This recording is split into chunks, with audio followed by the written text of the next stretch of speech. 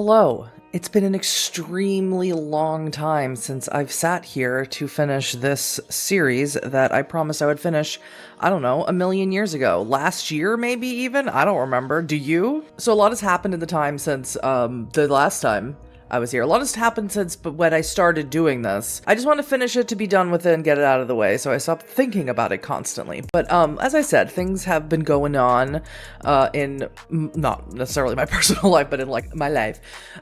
So I'm gonna insert a little clip here in case you missed what I'm doing. I just wanted to give a little update on what's going on with me. Just a very, very small one because I don't often talk. Usually the only things I talk about have to do with, you know, stuff that has to do with World of Darkness and myself. So again, in case you missed the last video that I made that was just me talking to the camera, I was in Los Angeles in May. I attended Darkness Emergent LA. The character I played was a Ravnos named Alice. I was in a coterie, not so coterie, with two of my friends, Avery DeBoy and As I Was. They were also playing Ravnos. We were all sire and child relationship, so it was sort of this fun antagonistic thing that we got to do. Darkness Emergent was a really awesome time. My favorite part of it was definitely I got to run a table there for some amazing people in the community. It was my first time running a table in person, so I really hope that they enjoyed themselves. LARPing is brand new to me. It was the first time I had ever LARPed, and I very much felt like a fish out of water. I had no idea really how to LARP or what it was all about, and there was a lot of background stuff involved in it, especially if, with the factions and things. Like, some of these people have been coming to Darkness Emergent forever, so they have all the lore all the way installed in their brain, and it sort of made me realize that, like, this is sort of what it's like when people watch my videos or talk to me and they don't know anything about, like, World of Darkness lore, so that was kind of an interesting experience. It's definitely something that I would want to do again now that I have a better understanding of what exactly and how exactly one LARPs. It was also super awesome at Darkness Emergent because obviously I am a huge LA by Night fan. You got to interact with Baron Temple and Baron Nelly and Jasper and X, and it was really, really cool. If you want to know, like, the lowdown of what happened, I will include this beginning part. I'm probably also going to include in my finally wrap up of the 5th season of LA by Night recap. So, and I will give a little breakdown of exactly what happened. But meeting Alex and Xander and B-Dave and Cynthia, who I have had more interaction with than anyone because she's super sweet and I love chatting with her on social media. Meeting them in person was really great. Cynthia gives amazing hugs. So does Xander, for that matter. Xander's an actual ray of sunshine. Alex is maybe an actual vampire. B-Dave, I maybe saw the least amount, but I think B-Dave was really, really busy, and also everybody wanted to hang out with B-Dave, so that was totally fair. And speaking of LA by Night, I won the LA by Night trivia. Xander and Cynthia encouraged me to attend. Jason said don't let Huddy in, but they did let me in. I did win the trivia, but whatever the first prize was, I think it was a portrait of something. I don't remember what, but I did give it to the person who came in second because, one, I wouldn't have taken it anyway because they shouldn't have let me in. That was accurate. And two, I wouldn't have whatever it was, wouldn't have wanted to try and put it in my suitcase and take it with me back to Germany because that's where I live. There was also an LA by Night panel where they got to sort of ask people in the show questions. Everyone was there. Well, not everyone, but Alex, B-Dave, Cynthia, Jason, Xander, and it was really fun because because Alex was under the impression that he was because in season 1 Alex is sort of there sometimes and not because he was busy shooting a movie at the time, and he was getting the episodes wrong of what he was in and what he wasn't, and everyone who was with me sitting around me could hear me like correcting him under my breath. And so they all sort of encouraged me to say it out loud. And I did. And Alex, of course, gave me a hard time about that in a playful way. And it was very fun. I went up afterwards to get autographs from everybody. I got autographs from everybody, including Jason, where he didn't understand why I would want it, but he signed the book for me anyway. But when I went to get a autograph from Alex, he, you know, again, because I had just corrected him in the panel, was like, "What do you want?" And it was very funny. I was also in Cologne a couple of weeks ago for Gamescom, or whenever the appropriate time will be whenever this video comes out. I was at the Bloodlines 2 booth. It was a photo booth van that people could get their pictures taken in. I think I actually have one right here. You see a picture taken right here with this Ventru one here. Because Cologne is in Germany and a lot of the people who are attending it are Germans, I was doing a lot of talking, especially in German, to people who wanted to talk about Vampire the Masquerade in German. I blew out my voice entirely. It's still not totally back. I have spent like the weekend not talking, as my friend Vinvox VA, who I'm sure you know, if you have any association with me, I'm sure you know Vinvox. It suggests, because I've done I did tea and lozenges and everything, but like Vin told me to just stop talking for a couple of days, and so I did. And so my voice is still sore. I don't know if you hear, I have sort of a rasp. I mean, I have a natural rasp, but I have sort of a rasp to it that I'm trying to manage of. But it was so loud in there, and I was there for 4 days, and I never imagined that my voice would just give out. So I really had a good time at Gamescom as well. I got to see Debbie Lane, the community developer. I got to see Jason Carl, obviously, because I put up some pictures on my social media. If you don't follow me on Blue Sky, which is where I post the most, you can also follow me on Instagram. I wouldn't, but you could if you wanted to. Blue Sky, TikTok, and to the lesser extent, Instagram is where I do all social media. So if you want to keep up with me, I often post things that I don't feel it's necessary to make a video over, like little things that are happening concerning the World of Darkness and myself, or sometimes just the World of Darkness, or sometimes just myself. That's really where you'd want to follow me. Yeah, so the Gamescom booth was super fun. And then a few days later, it was announced that I am the voice of Bet of Night. So yeah, by this time, Bloodlines 2, check out the shirt, is out, and yes, I'm in the game. I play Bet. Bet has a whole little plot line. There's an Easter egg for Bet, for what happens to Bet in the game. Not everybody finds it. I didn't find it in my first playthrough post-release. And yeah, it was really fun. I enjoyed it a lot. Some people hated Bet, some people loved Bet. There's sort of no in between there, which is totally fine. It's sort of actually exactly what I expected coming from Deb of Night in Bloodlines 1. But we're not here to talk about any of that stuff. We're here to talk about, similar to Bloodlines 1, we're here to talk about the final season of LA by Night. So, unfortunately, because LA by Night ends the way that it does, and because the theme of it is the way that it is, all of the plot threads and stuff, this was I sort of led up to it in the last time I did this with season 4, where I'm just like, it's not really going to matter because this is going to happen. It's not really going to matter because of season 5. I say that a lot, and it is to an extent true. This season is basically the blow-up season. This season is basically nothing matters, and everything sort of takes place it's almost like a bottleneck season, where everything takes place in sort of a short time period, in a very heightened situation, and so nothing that came before really matters. The mirror, the labyrinth, any repercussions from the Camarilla, anything to do that had to do with anything really, it all falls away. None of it really matters, because the most pertinent thing is what's happening in this particular season, and then this is the end of the season. So that is just what it is.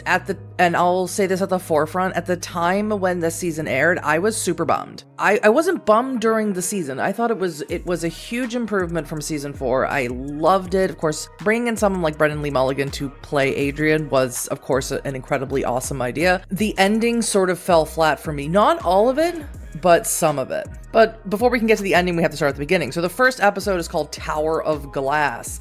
And this episode is basically before any of this shenaniganry is happening. This is when everything still seems like we're in a normal place at a normal time at a normal thing. At the end of season 4, there's this thing with the Camarilla hunting the Thin Bloods, going out of their way to do that. And there also Eva left to go, solve her problems or fix her problems or whatever.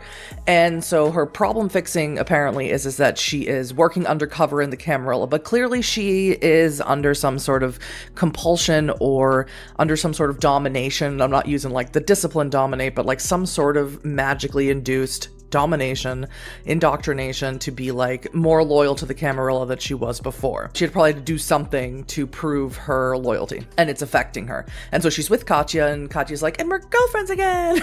But they're not, because Eva's, not that Eva doesn't care about Katya, that's not a thing, but Eva is like, she's trying to break them from within. That's what she's trying to do. And again, I hate to belabor the point, but it doesn't matter. It doesn't go anywhere, and it doesn't matter that she made this sacrifice to be there, because the blow up situation. So everything that Eva went through, whatever it was to convince the Camarilla, the Prince of the Ivory Tower, that she's loyal, doesn't matter. Victor's there, and Victor's trying to negotiate this truce. He's trying to figure out like how they can protect the Thin Bloods or whatnot. He's trying to let the Camarilla know that they've already broken it.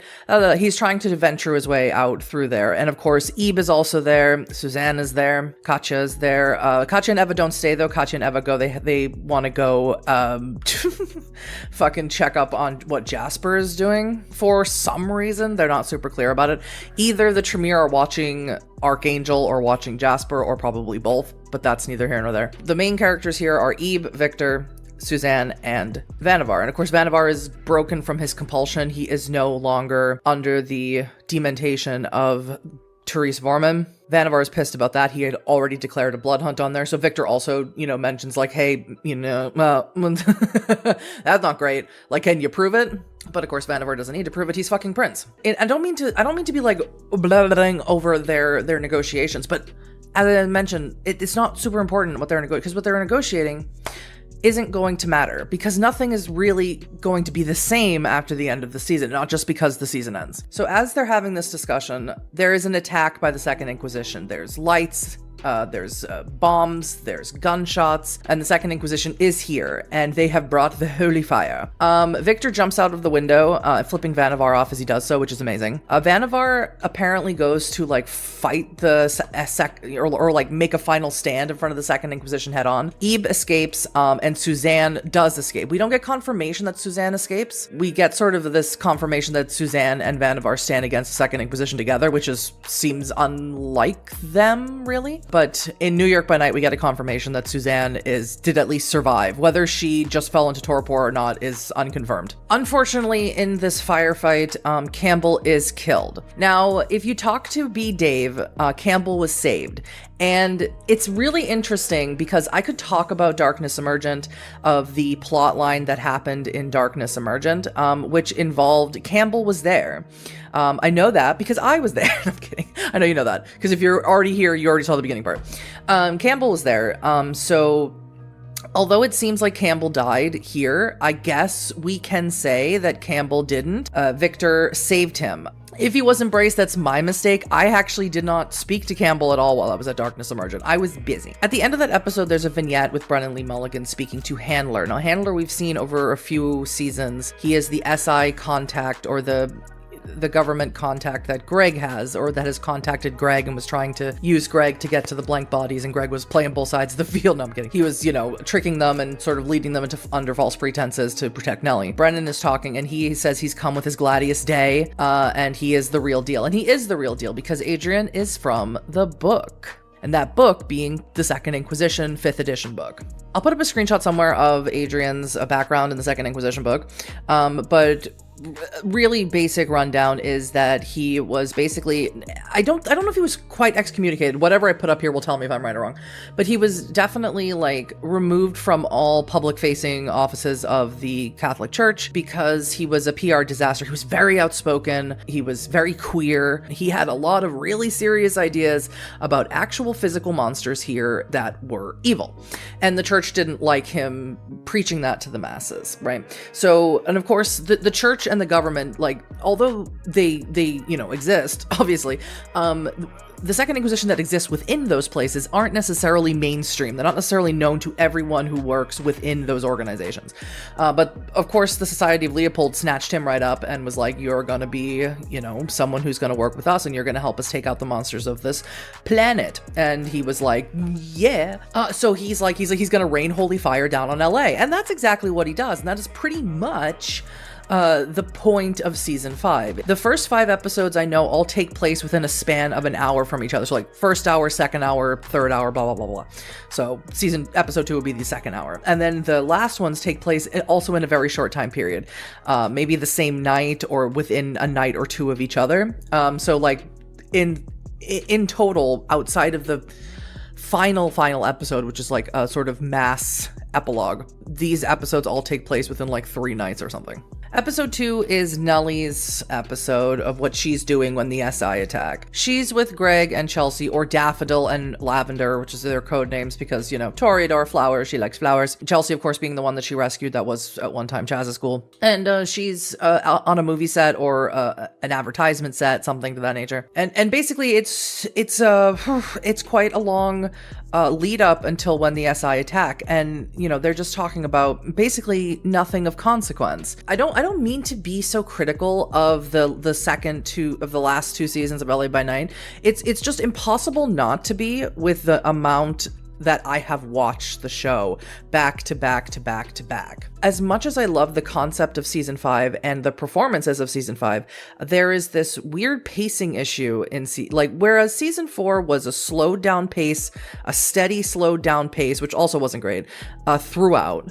That's why season 4 is my least favorite. Season 5 has this weird high energy pace, and then we hit the brakes. High energy pace, and then we hit the brakes. And it's very jolting. So the first half, or first more than half, is just, you know, Nellie and Greg and Lavender, Chelsea talking about stuff that doesn't matter. So, you know, talking about the set, talking about what flowers, talking about the outfits for the people on the set. Thorne, her business, talking about, you know, future plans. She's the Baron of Hollywood now, so future plans for that. Security and all this stuff that's not going to matter because the SI are going to come in and they're going to attack. Chelsea gets extremely injured, and Greg also gets extremely injured. They both survive, as far as I am aware. I believe Chelsea has to go to a sort of underground hospital. That's another thing that always confused me when I was watching it, and maybe that's just because I'm dumb. There's like some sort of like underground hospital thing that is where that they go, as opposed to an actual hospital, which is fair enough, the masquerade and all that. And I think it has something to do with the Nosferatu because Gary seems to know a lot about this underground hospital. So, and Mark ends up there eventually as well. There is some sort of underground facility hospital where people can go who might be harmed in a way that should they go to a regular hospital, it'll affect the masquerade, which is interesting because that concept is also used in Bloodlines 2. If you know, you know. I'm not going to say anything more about that in case you haven't played it. There is one of those as well, and a character from there works in this sort of underground hospital. So I find that extremely interesting. But I believe Lavender is left there. She's extremely injured, and Greg and Nellie get out. I think Greg stays with Lavender in the hospital while Nellie goes to find the rest of her coterie, as she should, because the Second Inquisition is dangerous. And also the Second Inquisition agent that Nellie met is a woman, and she seemed to have the ability of true faith, and that's super important. So let's talk about true faith for a second. So a lot of the misconception of true faith is the idea that it has to come from, like, let's say a priest, right? Let's say a priest, or let's say an imam, or let's say a rabbi. Spiritual leaders who lead a congregation or a flock or something like that, or have a lot of, you know, people who trust in their spiritual guidance of some fashion, and they have such a deep belief in God or in whatever it is that they believe in, that they can actually turn that into power against creatures that are evil. That is not true. In the core book, it even mentions like a single mother with, a child who is shopping at a grocery store or whatever it is that she's doing, and she can just tell that some person is wicked, is just radiating evil, and that she needs to protect her child. She could force him back away from her, or keep him away from her, just by expelling the whatever power her own faith in, whatever her faith comes from humanity, comes from love for her child. Using that power to basically force someone away or keep someone away is extremely potent in the World of Darkness. Some vampires can have it.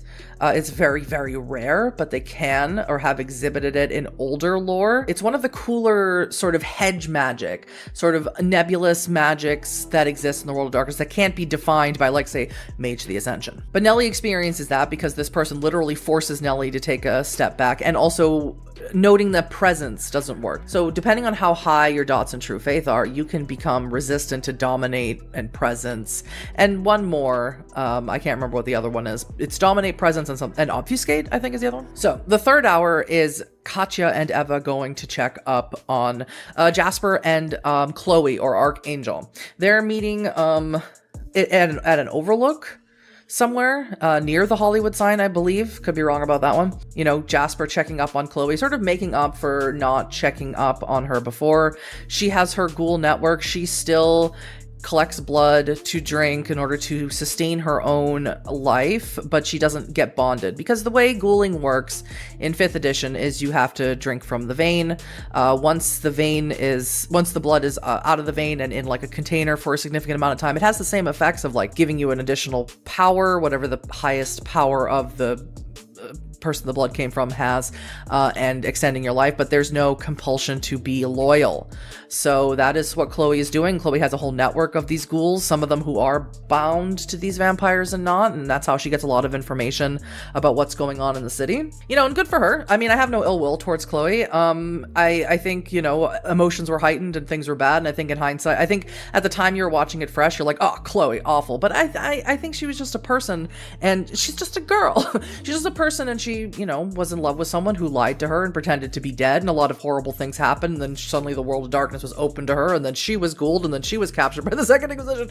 So it's just, you know, a lot of bad stuff happened to Chloe, so you kind of have to cut her some slack. Or you don't, you know, I'm not your mom. But eventually, even though they're, you know, close and, you know, having a conversation and finally like maybe mending bridges that were broken between them or burnt between them, Katya and Eva roll up, and Katya is very much showing Eva off and being like, you know, basically dangling Eva in front of Jasper, and it's gross. It's a really gross thing to be doing, because she's like, tee-hee, got your prize, as if Eva's not a person. And of course, Eva and Katya have some great banter. Katya talked about how much, you know, and Katya is so transparent. She's maybe the most, like, there's moments where you feel bad for Katya prior to this because she obviously has Stockholm Syndrome. But once she has Eva and she has what she, quote unquote, what she believes everything she wants or needs, she becomes insufferable. Let's be real. She becomes totally insufferable. And I know what's coming. I know what she does. And it's so, and she can't even like keep up the facade that she's just like, I'm so much better than you. Immediately when Jasper gives her like the smallest amount of clapback, she's like, I hate you. And we're like, yeah, we know. We can all tell. You're making it super obvious. Eventually, as they're there and trying, you know, God, she's like, what are you doing? Why are you talking to Chloe?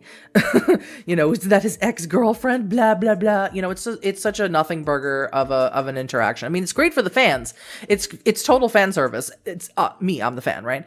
To see all four of them in a room together, you know, exes and presents and back and forth. Not that the episode's a nothing burger, but just their comedy, because it's not going to matter.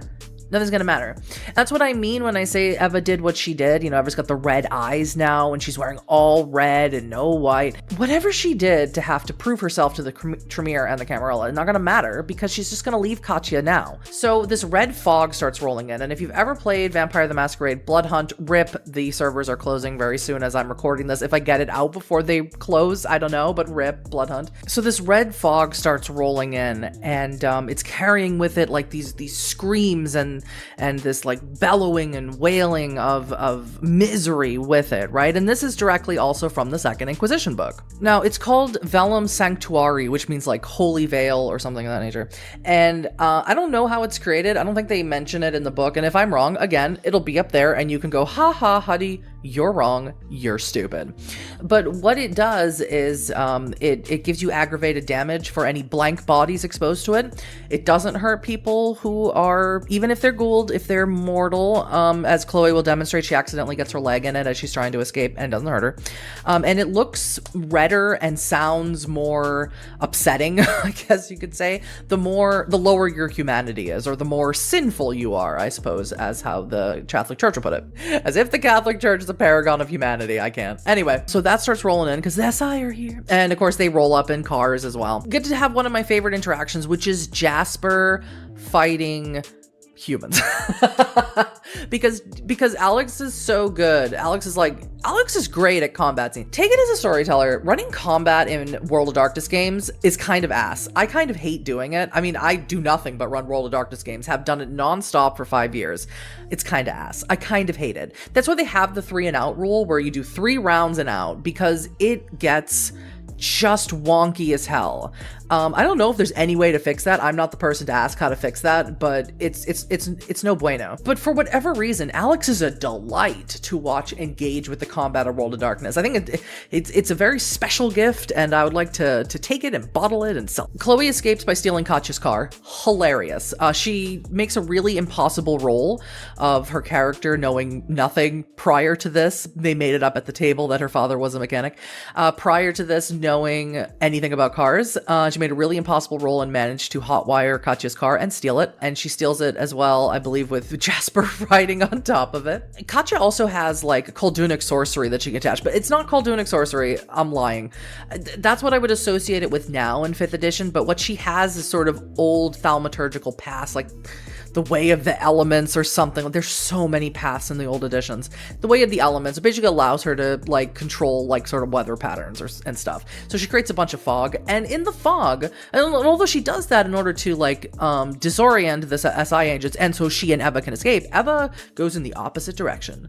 Eva uses obfuscate so Katya can't see her, and just leaves obviously to go back to Jasper. And we also know this because I think at the end of episode 2, there's a little vignette of Jasper and Eva like meeting real quick, because to let the audience know that they're still together.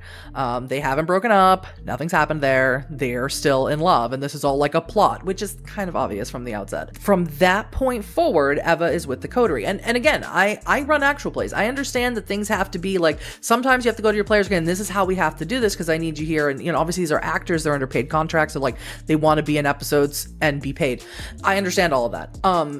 But that's what I mean when I just give a blanket statement and go like, well, it didn't really matter. And it is unfortunate that it didn't matter, because I would have loved to know what Eva had to do.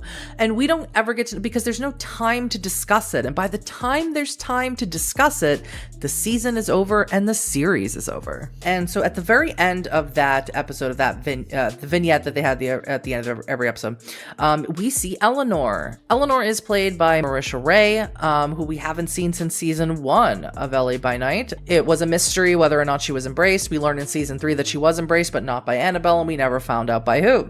And at the vignette at the end of episode 3 of season 5 of LA by Night, you see that she is in LA, and she receives a text from Annabelle, or she has been texting Annabelle letting her know she's in LA. And so we expect her in the next episode. And the expectation is met, because we do. Annabelle has been off with Carver, traveling around to different Anarch-run domains around the Midwest for the most part. They're back in LA just because Annabelle wanted to come home after everything that happened in season 4 and how she felt betrayed by X and to some extent her coterie as well.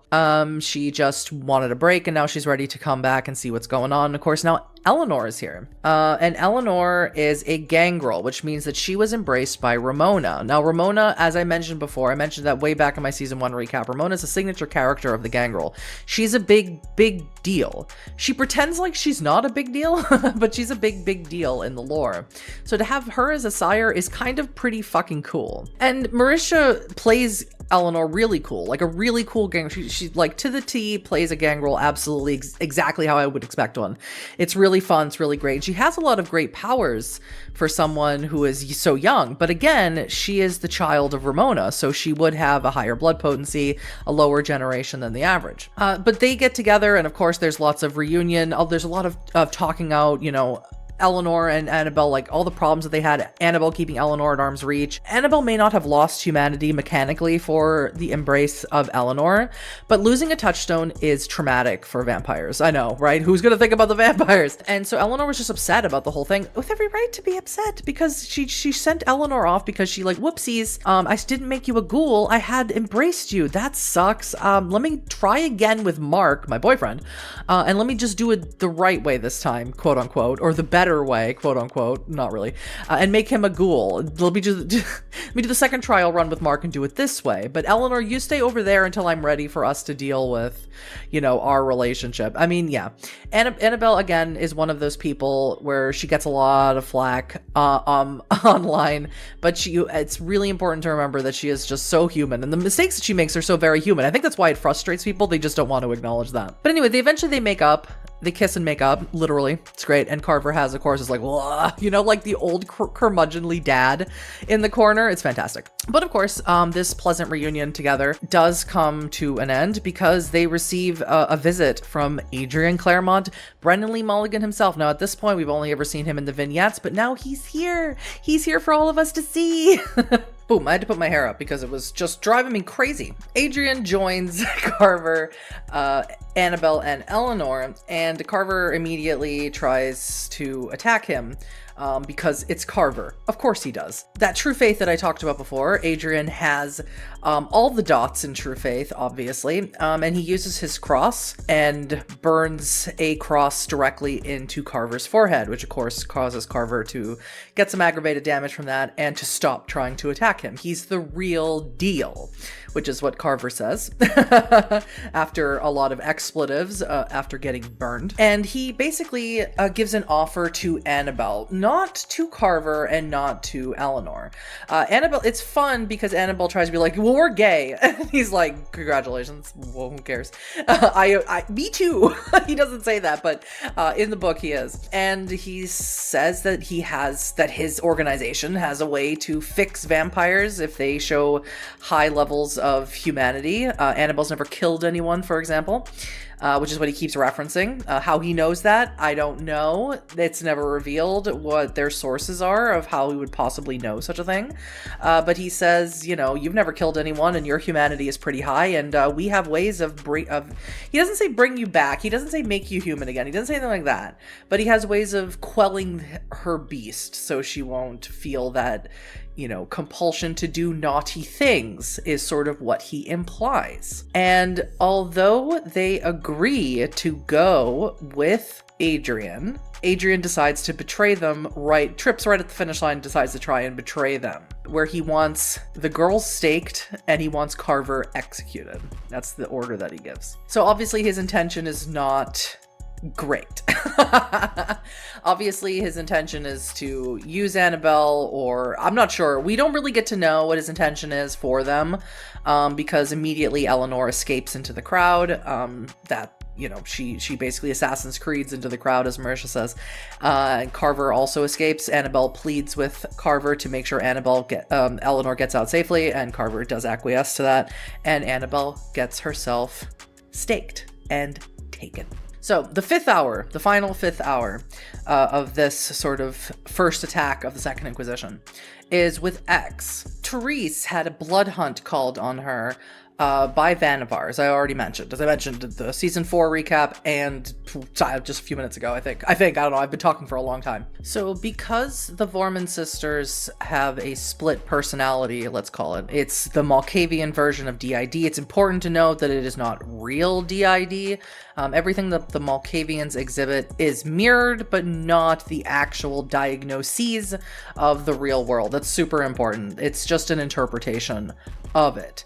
It's a derangement, let's call it. Therese sort of lets Jeanette's personality take over, therefore, because Vannevar used Terminal Decree, which is basically calling for someone to walk into what he did, it's basically you can dominate someone from far away into doing something that is terminal, or goes against what they naturally would do. And he decreed for her to walk into the sun. But if Therese lets Jeanette take over, then Jeanette doesn't have that decree as far as, we can wishy-washy the mechanics away.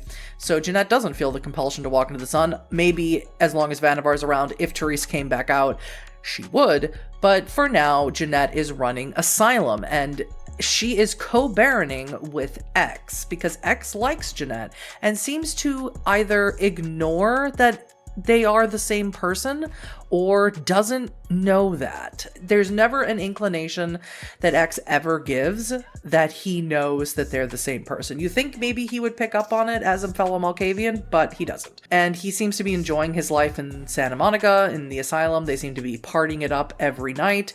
They have a blood slushy machine, and they seem to be having a very, very good time. So good that lots of kindred who don't normally go to Asylum are going, like Kyoko and Delilah. Now, Delilah is a thin blood that we meet in season 4. However, when we meet her now in season 5 on her way to go party hardy at Asylum, she is a Tremere like Kyoko.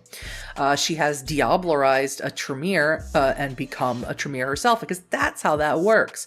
When a thin blood diablerizes a full-blooded vampire and succeeds in the diablerie, they become the clan that they diablerize at 13th generation, the highest generation they could possibly be, and still be a thick blood or a full blood. And although there is a flashback sort of when X sort of scries Delilah's soul, or sort of reaches out with the Malkavian hive mind to see what happened, where she attacked someone, and I believe it was one of Katya's lessers or minions, if you will. And I don't know if Kyoko had a hand in it, being a Tremere herself, but she's definitely supported it, and she's definitely for it, and she's definitely doesn't think Delilah should feel bad about it or anything. She's super stoked that a thin blood stole the soul of another vampire and became a full-blooded vampire themselves.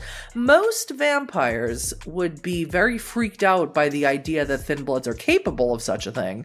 But Kyoko seems to be a ride or die for Delilah, and that is what that is. They meet Jeanette and X at the club. They're having a good time. They're partying. People are coming in to pay tribute to the Barons, the ass Barons of Santa Monica, assistant Barons. Whitney and Xander are just great together. They have excellent chemistry. Whitney playing Jeanette / Therese, and obviously Xander playing X. They have great chemistry. They're very funny. They play off of each other. Whitney is naturally comedic. So is Xander. And it's just so fun to watch. What's going on with Jeanette and X doesn't really matter. It will matter, actually, post the series and Darkness Emergent, but we'll get to that. But the fact that it's so entertaining and fun to watch makes me go like, well, that was fun to watch, you know? Whereas opposed to, for example, in episode 2 with Nellie, Chelsea, and Greg, I don't really care about what's going on the movie set, or, you know, Nellie's barony security protocols. That really doesn't matter a whole lot. And I understand the purpose behind it. I don't know how much Jason revealed of what was going to happen this season. So, you know, they have to say something and talk about whatever they would normally be talking about. But again, it's such a weird nothing burger that it's really forgettable. But Jeanette and X's interactions are unforgettable. So that's why I enjoy very much episode 5 of this, because it's great. But eventually the Second Inquisition show up. It's not Adrian, it's someone else named Elijah. And he wants to meet with Jeanette and X. He wants to talk to X specifically. And he wants X to come with him, basically to, as Jeanette calls it, Jesus camp. He wants X to work on helping him deal with his beast and his issues struggling with humanity.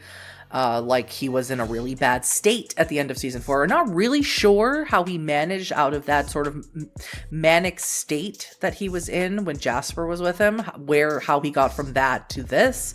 It's never mentioned or explained. And I'm not sure the reason of picking X. He was harming people actively and choosing to do so. And maybe they handmade that away because of his derangement or what he was going through. I'm not entirely sure. Maybe they're just bringing X for Annabelle because of what happened between them, and Adrian somehow knows about that, or maybe Adrian has some intel that X and Annabelle were very close. I'm not sure. It's not explained. Again, because this season is so bottlenecked, the pacing is strange. There seems to be a lot of time for sort of banal things that don't matter, and very little to things that probably would matter story-wise. Again, I'm not trying to shit on the season. I actually really like the season, but it's hard to not to do it in hindsight. Eventually, though, X agrees to go with them. Jeanette's not happy about it. Delilah and Kyoko aren't happy about it either. I would imagine that Delilah's never killed anyone. I don't know if they count killing a vampire as killing someone. I don't think Kyoko would have killed someone. If she has, she certainly hides it very well of any guilt she might feel from it. But he picks X for some unknown reason, and X agrees to go. And so eventually X and Annabelle will be reunited at this compound that Adrian has somewhere in Los Angeles. Okay, now here is where I go, the pacing is strange. So the buildup of nothing, sort of mundane things happening. I shouldn't say banal. Mundane things happening, and then the SI attack. That happened 5 times, right? it was good every time. I'm not gonna lie. Jason is great at the thematic, like, and that's when, kaboom.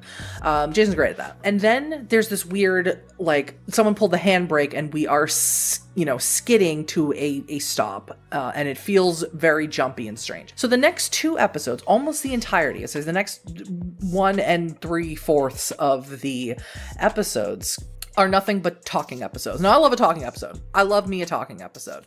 But it's weirdly jarring coming from that. So I'm going to sort of summarize them together because they aren't super separable. They bleed into each other. They feel very much like, and again, this stems from this thing where these sessions are shot in succession to each other as opposed to once a week, and it just affects the quality. It's so obvious how it affects the quality to anyone who's like weird, obsessive, and autistic like myself. So basically, the surviving members of the coterie outside of Annabelle and X sort of gather together with Gary Golden under Hollywood Forever Cemetery, where they think that they're safe for the most part, because they are.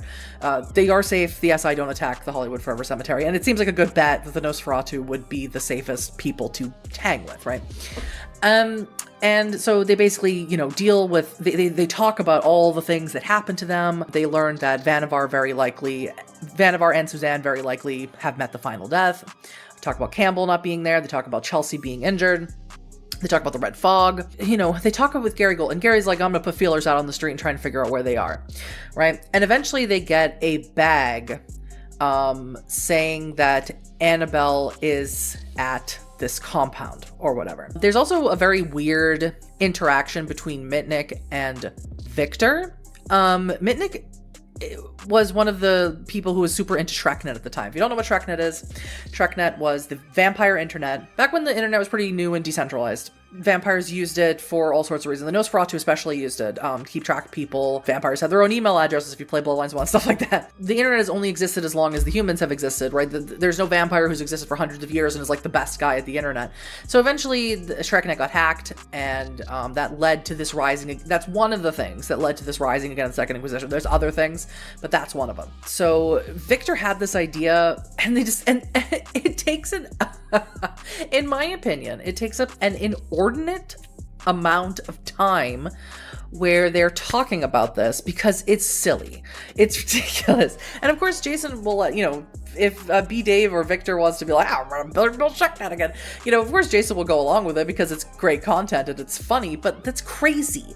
That's crazy. Huge, massive corporations around the world, like, for example, Sony, can't even keep, or Facebook. And I'm not saying they're good companies or anything like that. Let me preface it by that. But they have massive amounts of money, and they have people who, do nothing but, works cybersecurity on their platforms, and they can't keep their data secure. They can't do it. Every year or every couple of years, you see a massive data leak from this place or that place. They can't do it. And it would be impossible, especially because vampires have to sleep during the day. It would be impossible to keep ShrekNet from being hacked again. So I find it both funny and both like, why are we talking about it? I remember watching it lot. At the time season 5 aired, I was working for World of Darkness. I still am, by the way.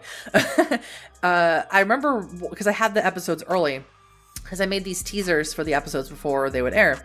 And I remember thinking to myself, why are we talking about this? Why are we still talking? Because I think they talk about it in both of the episodes that I'm sort of combining here. And I'm like, why are we still talking about this? But eventually, they formulate a plan. They're gonna storm the castle, storm the gates, get the compound, get Annabelle out. And Jasper makes it very clear that he's like, I'm getting X out. I'm not concerned about Annabelle, because Jasper and Annabelle had a very big blowout at the end of season 4, and no one can blame Jasper for this. I believe I talked about it. I must have. I don't remember. It's been so long. But Annabelle's just like, I've had the rough life, Okay. There's this thing that people do. If I have the desire, if I deign you worthy enough, I'm kidding. If I even want to bring up my past and mention it, it's not a competition. It's just a share my pain moment. It's just, I'm in pain and I'm sharing this with you. Very often when it comes to Jasper and Annabelle's interactions, when they do their share their pain thing, from Annabelle's point of view, it becomes very competitive. That, like, Jasper has all these issues, you know, whether physically looking the way that he does, or his personal past, or who he's lost, or who he's killed. And Annabelle's also like, yeah, well, I have a hard time too. And I don't know why. I don't know why Annabelle does it. I don't know if it's like a choice on Erica's part or not to do that. Again, I have to give credit to Erica because I think she makes a lot of deliberate choices during Ellie by Night to play Annabelle as like naive as possible, or as human as possible, let's say. Jasper makes an effort saying like, I'm gonna rescue X. I'm not, you know, if it's between X and Annabelle, I'm rescuing X. Because he believes X is someone who actually needs help. X is someone that he can actually maybe try and help. Whereas Annabelle, he's apparently written off. Annabelle, he was there when Annabelle was, you know, just a few nights old. He did what he could, I suppose, to impart any sort of wisdom or knowledge. And Annabelle is her own person. She became the leader of the revolution. She left. You know, as many times as Jasper has wanted to just leave, go underground, and never come back out again, Annabelle did it. Annabelle just left everybody to this fate of the Second Inquisition. They weren't even aware she was back in the city. Oh, the greasy bag came from Carver. I'm an idiot. Oh, and it's important to note at this time period, I mentioned Mark being in the hospital. Nines was hit. That's another thing that they talk about. Nines' bar was hit by the SI as well. Nines is fine, but Mark was severely injured, and Mark is also in this underground hospital as well. That's something that they'll deal with at the very end of the series. Meanwhile, Annabelle is in this compound. She's unstaked and she's talking to Adrian, and this is when we get to see Brendan Lee Mulligan at his finest, in my opinion. He plays the most menacing and also relatable and also kind of sexy priest. Everything that the book talk girlies could want. If you know, you know. And he is trying to convince Annabelle that, you know, her whole being is being a rebel. That is the blood of the vampire. That is the vampire blood in her body that is always going to compel her to be a rebellious revolutionary. She can't ever quit it. She can't ever lay down her arms and lay down her head, no matter how much she tries, because she's always going to have that compulsion. That is the beast within her. And he's saying that he can cure this beast. He doesn't say how. At any point, how they do this. Even if Annabelle attempts to try and get him to tell her how, he doesn't give any indication as to how that is. I can think of a pretty good reason of how. Killer, I guess. But there's of course things like Golconda and stuff like that, which is like vampire, like inner peace. But I don't think that's what Adrian's going for. I really don't know, and we don't get to know. But eventually they also bring X in there, so Annabelle and X are together in their cell, which is a weird thing to have done, to have put them together in one room, because then they would obviously attempt to escape. I don't know. It's weird.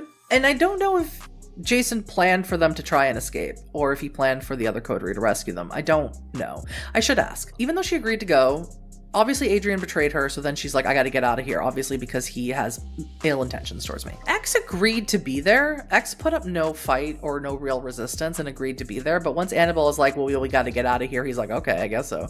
So I'm not really entirely sure what again, it's like the Eva thing. It's like Eva's like, it makes a big proclamation, like going back to the Camarilla and doing whatever she has to do to get in good with the Tremere again, and then it doesn't matter. Oh, speaking of Eva, also, she like gives everyone like the Firewalker ritual, where she like basically like makes everyone so like less easily afraid of fire, like the need to go do a fire frenzy check is lower, but like for this ritual she has to chop off pieces of her tops of her fingers. Just hilarious, actually. It was just a great scene. She's just over there chopping off fingers and doing blood rituals, and everyone's like, ugh. So Annabelle and X do their great escape out through the compound. They trick guards and they use their disciplines, and Annabelle's picking up X and throwing at him. Fastball special, call back to the finale of season 2. But eventually they run into Adrian, who is not intimidated by their powers because of his true faith. He's not intimidated by them in general because he's not afraid to martyr himself for his cause, and he's pretty damn scary. He's so scary, in fact, that there are thin blood elixirs that formulae that are in the Second Inquisition book, because there are thin bloods that actually work for the Second Inquisition. Shocking? Not really.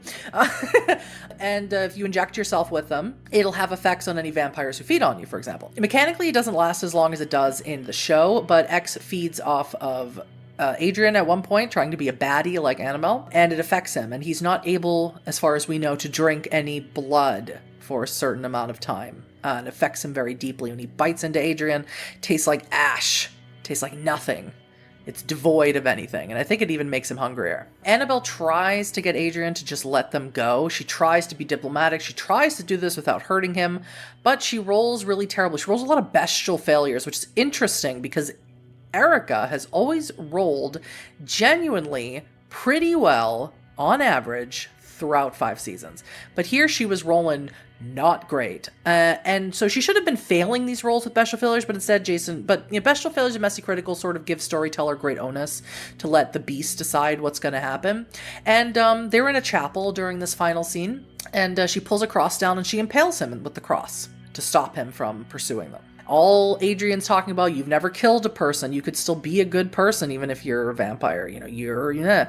She has finally killed her first person, and it is Adrian, someone who was supposedly trying to help her, although that idea is dubious at best. And of course, she's deeply affected by it, and Brendan Lee Mulligan has a little blood capsule that he puts in his mouth during this scene, and blood comes out. It's amazing. I put it on TikTok like 600 times. He tells Annabelle as he's dying that he'll see her in hell or he'll see her in the fire, and she says, "I'll see you there." And then he dies. And it's just one of the best scenes of the entire series. It's one of the many reasons I actually do like season 5, no matter how much negative stuff you hear me say. Meanwhile, the rest of the coterie are outside fighting people in the compound trying to get in. Victor, Nellie, Ebe, Eva, and Jasper. And Jasper does get his moment, his very cool main character moment, where he sees someone that he fought before in the park, who still looks injured from when he was fighting them before. And he says, the wrath of God falls heaviest on the faithful, and I'll cave her head in with the mace. And he does, and it's a brilliant moment. I've also put that on TikTok 600 times. And he heads into the chapel, and with the intention to rescue X, Annabelle if he has time, and he sees what has happened. Now, he's never met Adrian. None of the rest of the coterie have met Adrian, but he sees what Annabelle has done. And he gets X, and he says, "Let's go," and Annabelle's like, "Okay. Let's go." And so everyone heads back to Gary's place because, of course, although Adrian is dead, the head of the snake is cut off. It's not a snake, it's a hydra. It's the Catholic Church and international governments. So they're hiding still in Gary's place. For whatever reason, Eva is not with them. I'm not sure if they explain where she goes, but it really doesn't matter, and I'll tell you why. For whatever reason, Delilah is there. And I think that's a reference to the fact that the character they're about to bring in, who is Matthew Mercer, you may have heard of him, playing one of, again, the signature characters, another gangrel, one of the signature characters of Vampire the Masquerade, and that is Cuthbert Beckett. And I've mentioned him before in previous recaps that I've done. He's like the Indiana Jones of Vampire the Masquerade. He is all about Gehenna and antediluvians and finding out vampire lore and vampire history. He's me, and he's there sort of to see what has happened to LA. Now, he's been in LA before. If you played Bloodlines, he was there for the Aunt Karen sarcophagus thing, but he was, on his way. He heard about the Second Inquisition thing happening. He was on his way to see what could possibly, perhaps if it really turned into something so bad that LA exploded, perhaps he could, look through the rubble for anything that might be worth preserving and saving, because he is an archaeologist by nature. But of course he meets everyone in the coterie, not Eva or X, but Delilah. I don't really understand that. As I said, it's maybe a reference to the fact that Beckett had an obsession with Thin Bloods back in the Bloodlines game, and in his book, Beckett's Jihad Diary, he has the time of the Thin Blood is a big thing for him. He doesn't believe Gehenna is he believes Gehenna is cyclical. He doesn't believe Thin Blood's portent to Gehenna or anything like that. He has a big fascination with them, but she's not Thin Blood anymore, so I'm not entirely sure why she was there. Maybe the actors couldn't be there for that, but it would have been far better to have X and Eva there than to randomly have Delilah there. That's not a choice I would ever have made as storyteller. I'd rather she wasn't there at all, because it doesn't really make sense. We do get a funny line though where she explains what uwu is to Beckett. It's not that he's super thrilled to learn what uwu is, but he does take it as a scientist, as an academic, that okay, he's logged that away, so now he knows what it is, and he'll use it should it ever arise. Maybe he'll write it down in his next diary. Matt Mercer is great as Beckett. He has the perfect cadence and voice for playing Beckett. He's wearing the claws, he has the sunglasses, he has the outfit on. It is almost a nothing burger, though, because we have already watched everything that happened, and to just have him explain it to Beckett and it's also, he's at the end of the season, and I can imagine that they just couldn't get Matt Mercer scheduling-wise to appear at any other point in the show is probably an issue. I wish there was more. I wish there was so much more with Beckett, because Matt Mercer plays him so great and there's so much that they could discuss. I do like that they discuss the labyrinth and that Beckett's very, very interested in the labyrinth. Of course, Beckett knows Zelios. Zelios is also there, by the way. I should have mentioned that. I forgot. He left the Camarilla, or didn't leave the Camarilla, but he left at some point when all this was going down and went and sought his fellow Nosferatu. So he's there and he meets the coterie at one point. And Jasper learns about Zelios and who Zelios is. Although Jasper kind of had a really good idea of who it was, it's confirmed for him. After meeting with Beckett, and Beckett's he's like, well, Jasper, there's a vignette of him going and checking out the labyrinth with Jasper, just so he can see it. Jasper is more than, unlike every other time, Jasper is more than happy to take Beckett on a tour of the labyrinth. And of course, we will never know anything more about it, probably, so that's a bummer. I mean, never say never, but I don't think so. Then he's like, well, I gotta go off to Costa Rica. There's a Methuselah rising, I heard, so I gotta go. Then he's off. Yeah, that is the end of Ellie by Night. We have a sort of a single episode of all epilogues, kind of. First and foremost, Eva breaks up with Jasper. She says that being with him, as much as she loves him and cares about him, being with him is turning her into the person that she hates the most. Being with him is allowing her to give into the worst impulses of herself, or she's becoming a person she doesn't want to be, a person who she used to be before when she was with Katya, and she doesn't want to be that person again. So she breaks up with him, and Jasper, of course, is upset. Everything that they've gone through, for her to throw it away like that. It's a tragic, upsetting scene. It's one of the things I hate most about season 5 of Ellie by Night. Let me be really clear. I think it's great. I think it makes a lot of sense that is what would happen between them, because they were toxic as fuck and super codependent. I still hate it because it makes me cry and makes me upset because I love them together. Also, Katya's dead. I forgot to mention that. It's one of the vignettes of one of those episodes I smushed together. Aurora basically goes after Katya, even though the Second Inquisition shit is happening, and she wants to know, what happened. The prince is gone, and everyone's gone, and you left, and right after you left, fucking the SI attack. Where is Eva? It's probably her fault. And Katya basically just 1v1s with Aurora, and then the two of them get got by the Second Inquisition, is how that goes down. Katya basically sacrifices herself for Eva. Because even though Eva left her, she still gives her life on life for Eva. Meh. Okay. So for me, it's whatever. And we see Aurora only once in a vignette, and Aurora was such a really fun villain and a fun badass, and it was just I didn't want to see her go out like that. So Jasper and Eva break up. X can't feed, as I mentioned, so he asks Jasper to chain him to the bottom of the ocean. Of course, that is a place that X likes. X talks about that maybe someone he embraced once is out there. So he did kill a person. I don't know. I still to this... Yeah, I forgot about that. I still don't understand why they would bring him... I don't know why they would bring him to the compound unless it was for Annabelle specifically. And then even then, where are they getting this intel about Annabelle and X being besties? I don't know. I have so many questions that will never be answered, and it's infuriating. He asks Jasper to chain him into the bottom of the ocean until Jasper can figure out what's wrong with him and help him, because he's so hungry and he can't feed and he's miserable. Jasper acquiesces to it, takes him down to the ocean, he chains him and, puts his hand on his face and puts the necklace that Eva gave him that wards against spirits around his neck, and he's already wearing a necklace. And it's a beautiful scene. Jasper and X's relationship is my second favorite in LA by Night, my first obviously being Jasper and Eva. I've always said that Jasper, X, and Eva are my favorite characters, and who's my favorite tends to shift and change based on my mood. They're the epitome of a platonic relationship, and as I've stated before, I have an extremely deep love of my friends. I love my friends. I love my friends as deeply as I love a romantic partner, right? As deeply as I love family. And I think there's not enough portrayal of nuanced platonic relationships in media. Because very often they're categorized into, romantic or obsessive romantic, whatever, like Jasper and Eva, for example. And there's so few of just deep, platonic, soulmate-like friendships that don't have to have a romantic connection to them, because there are some people out there who are who don't feel those romantic tendencies the same way. Even sort of older civilizations had many different like categories of love that weren't just like family love and romantic love and friendship, which they don't even include the word love in that, right? In the sort of the modern context, they're like, well, there's friendship, and then there's family love, and then there's romantic love.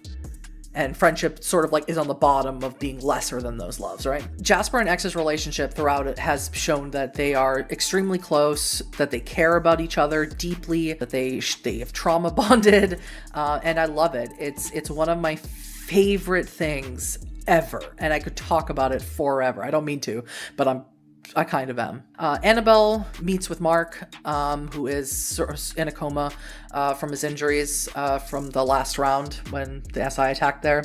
She lets him know that he's going to New York, that she is going with Eleanor to New York, and that when he wakes up, she, will tell Victor, and she wants him to meet her there, and they're gonna, go to different Anarch domains, and they're going to fight the good fight of igniting passion and rebellion back into the Anarchs, injecting that back and fighting against the Ivory Tower in various cities around the world. New York being a very heavily Camarilla city, and the Anarchs are definitely on the lower rung there.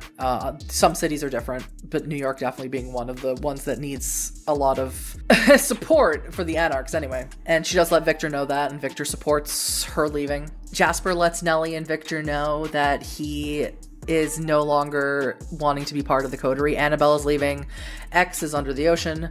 Eva is, gone wherever she's gonna go. They broke up and she doesn't want anything to do with them. Eva says her goodbyes, but she makes it sound very much like she's leaving the city. They encourage her to stay. They think she's making a mistake leaving, and Victor's usually right about these things. Victor's like, hey, look, the last time we were all broken up, the Second Inquisition attacked, and now you want to break up again. It's like we don't learn from our mistakes, and and everyone's sort of just looking around like, yeah, well, we're vampires and we're static, and we kind of don't learn from our mistakes. That's kind of a thing. Jasper says he doesn't want to be a part of the coterie anymore. He'll still serve Nellie as his Baron insofar as she requires it of him, but he's going to head into the labyrinth, and he's going to stay in the labyrinth for as long as he wants, and he doesn't want to, be called and bothered by Victor for anything. So it very much leaves Victor alone, and I feel very bad for Victor in this moment, because Victor has always been someone who was there for everybody.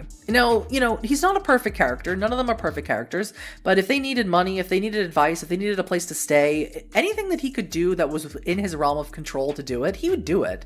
And he never asked anyone of his coterie for boons.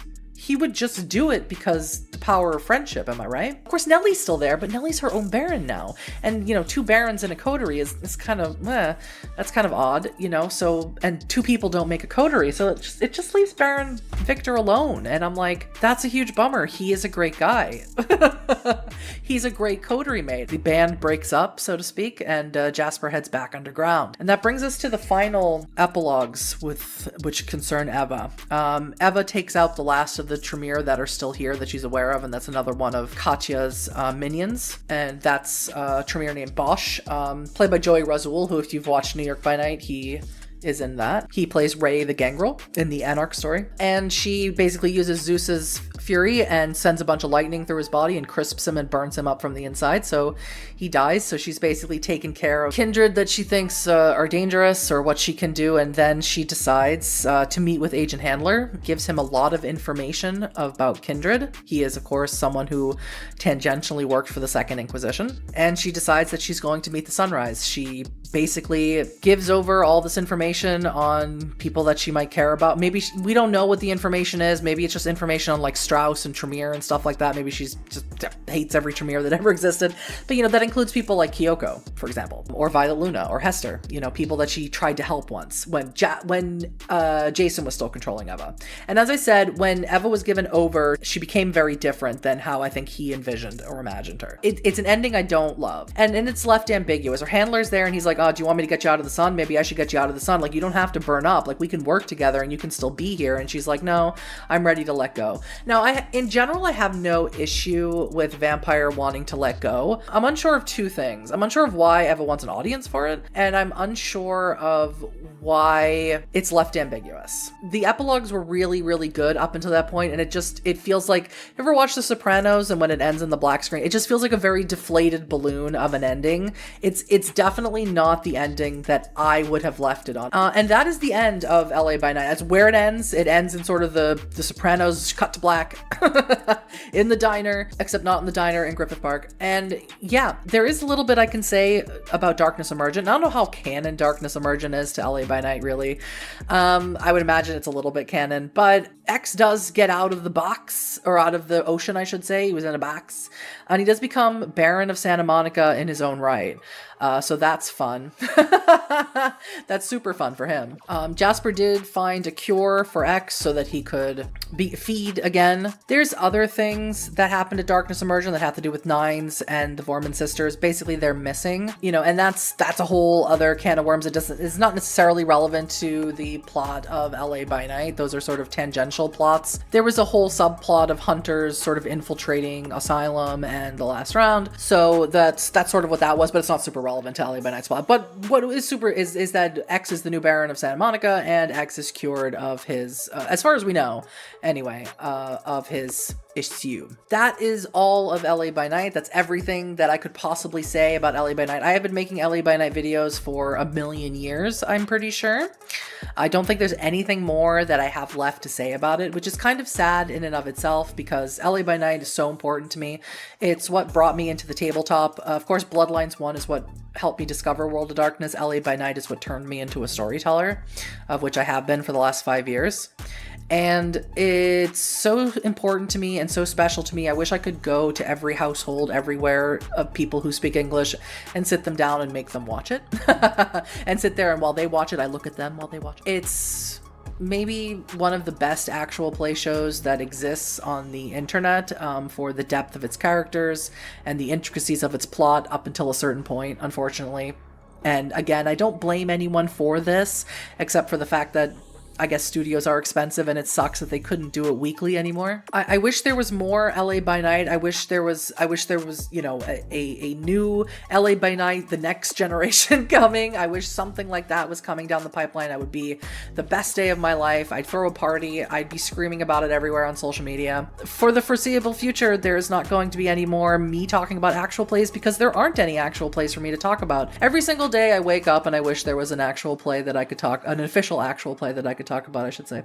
I of course wrote my own actual plays, and that's not stopping. I love what I do, and I love the people who love it. I love playing with my friends and playing with new people. I love running one-shots over on the World of Darkness, which I did this last month of Darkness. I ran a 3-shot, one of them featuring Jason Carl, where they're all interconnected stories that took place in Vienna. I plan to be making 5th edition lore videos on here that are strictly 5th edition, not dipping into Legacy in any way, just sticking to what we know in 5th edition, in order to sort of help some people who get sort of just like lost in the sauce of all the different Legacy lores that they could, run across, because there's a lot of it. And other than that, I hope you've enjoyed all these years. It's years now that I've been talking about LA. I've been talking about LA by Night since 2020, or since 2019, I should say. I hope you've enjoyed all these years of me talking about LA by Night. I've certainly enjoyed them. I've never gotten sick and tired of talking about it. I could still talk about it probably forever. I could go through and do a recap of every episode again. I have thought about it. I'm probably not going to do it though. And the family has meant everything to me, and that, of course, that name came right from LA by Night, from season 1 of LA by Night. And it'll never stop meaning everything to me. But of course, you who listen to me yap endlessly about LA by Night, I do appreciate you as well. I love your comments. My voice is dying, is giving out because I've been talking. There's no outfit change. I did this all in one take, baby. I've been talking for, I don't know, almost 2 hours according to my recording. I hope everyone has an amazing rest of the year. I hope I get this out before 2026 starts, but who the hell knows? Nothing will ever be as special to me as the first time I discovered LA by Night. I'll say that as an ending. Thank you, everybody.